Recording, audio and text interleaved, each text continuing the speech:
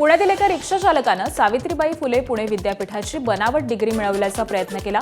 त्यासाठी महेश कदम नावाच्या या रिक्षा चालकानं विद्यापीठातील वित्त आणि सेवा विभागातील अधिकारी रमेश मुखेकर यांच्याशी संपर्क साधला होता असा दावा केला। महेश मुखेकर 3 लाख रुपयांच्या बदल्यात आपल्या मुलाला बीकॉमची बनावट डिग्री दिल्याचं कबूल केलं होतं। मात्र 1.5 लाख रुपयांवरती व्यवहार ठरला होता असा रिक्षा चालक महेश कदम यांचा दावा आहे।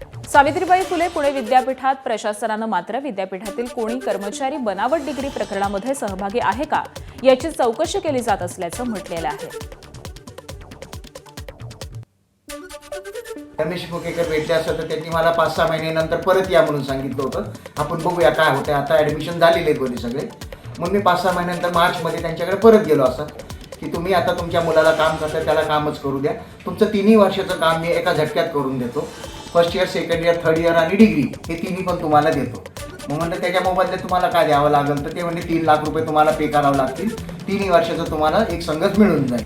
तर म्हणलं नको, आम्हाला जराशी त्या डिग्रीमध्ये थोडंसं डाऊट वाटायला लागला, म्हणून मी आपल्या भीतीपोटी मागं सरकलो। म्हणलं मला नको करायचं, हे मला जरा डाऊट यायला लागला थोडासा।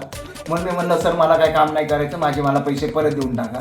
तर त्यांनी पैसे देण्यास मला साथ मोकार केला।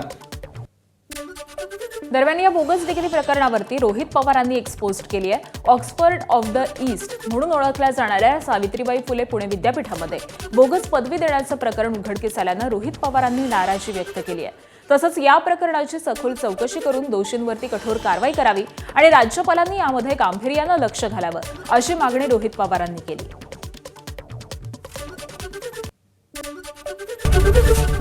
एबीपी माझा, उघडा डोळे बघा नीट।